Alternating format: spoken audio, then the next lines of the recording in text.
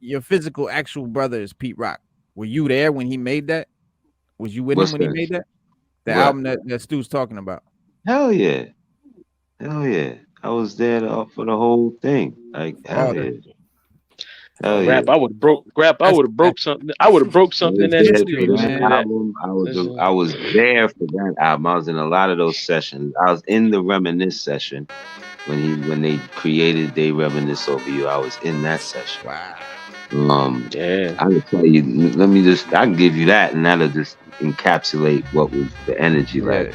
Yeah. Yeah. Um, Troy passed. We was all messed up. You know what I mean? I remember the day of the funeral was very, very hot that day, and then like after that, my brother was like in a place like where his spirit wasn't really good. Like he was very upset about Troy passing because Troy was like an intermediate brother between our oldest brother and him and my brother. You know what I mean? My brother's a year older than me, and my Mm. oldest brother had 10 years between me and him. So he had 9 years between me and Pete. So, because we got two sisters in between.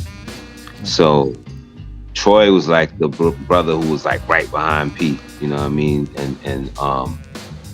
And when he passed, it was like losing a brother. You know what I mean? So the block, because we all lived on the same block in Mount Vernon, and we all grew up together, been through hell and back all together. You know what I mean?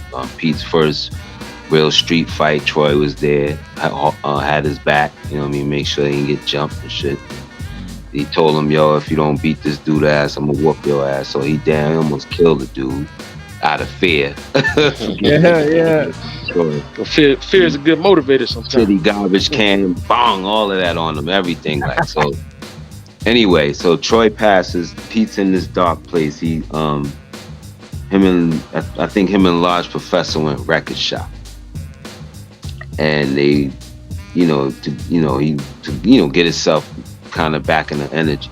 He went record shopping, and I think him and Paul went Large Professor. And he found the record, and he showed it to Paul. And Paul was like, "Yeah, I think there's some stuff on there." And he's like, "Yeah, I'm gonna check this out." He took it.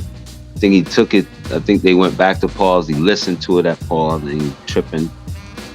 And then he started putting the beat together. I want to say he started putting it together there, and then finished it at the basement in Mount Vernon.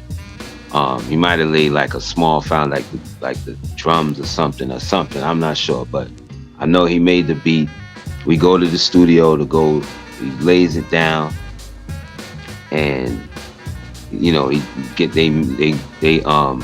CL comes in, does his vocals. What's the name came to the studio? Charlie Brown from Leaders of the New School. He came with like two of his homies, and they came from Long Island and came to the studio, and he just happened to fall into that session. And they did the vocals, and they mixing it down. And I just remember that mix just being so like meticulous, yo. Like it took so long for them to mix that song because they was very meticulous about it. He was doing things like, all right, hold on, let me go in and sing right here. And he was going in there and singing shit. And then they'll mix those vocals, and like he added, there's so much that was going on with that one track. Yeah. So by the time the playback came, it was like 1 something in the morning. It was probably later than that. Nah, it was later than that.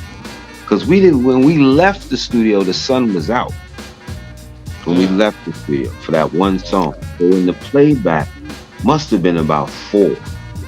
Maybe 3, 4. Well, yeah, 3, 4, because by 1 or 2, Charlie Brown's homeboys came to him and was like, yo, we gotta go. We can't stay. He's like, yo, y'all go ahead, man. There's something special happening here right now. I can't leave. Y'all go ahead. I'll find a way home. And he lived in Long Island. We were in lower Manhattan, like in the village. So dude stayed. He at one point he had asked Pete, could he do the hook? Pete was like, nah, the horn is the hook. There ain't no hook on it. Yeah, it was hot too. And it was hot. Yeah, So that was hot. when he finally laid the vocals and everything, and then they mixed it, and it was like, all right, play it back. That first playback, yo, everybody in the room shed a tear, yo. Everybody in the room, like the engineer, myself, my brother, CL. I think Charlie was in there still at that point. Everybody, yo. The assistant, whoever was in it, yo, everybody shed a tear, like got emotional behind that first playback. I got Nah, chills right appreciate now. that. Just It was Amazing. just Nah, that yo, man, we thank crazy. you was for Like, that. now shit was now you going see through. why It we was just so now like you had an eerie like yeah, aura. It was just an essence on that joint. You could feel the why we spirit. It was crazy, yo. And like when the and singing, he did. Yeah, yeah, that singing he did, like it was like creeping through the joint, like floating, like oh Oh, my you can god, see it. it was crazy, yo. And then he Wow. played it yeah. like 10 more times after that, and it was just. Then we left. Then he put it on tape, and we left, and the rest is history, bro. Feel like Troy was there Right. Yeah, in the yeah, ether. it was Yeah, crazy, yo. bro. It was Yo, crazy. thank Bun B said it was the greatest rap song of all time, and it's heard always that. argued as such. Yeah, You know I've what I heard that. mean? And for that to come from my flesh and blood is like it's mind blowing to me, man. It's It's like really timeless.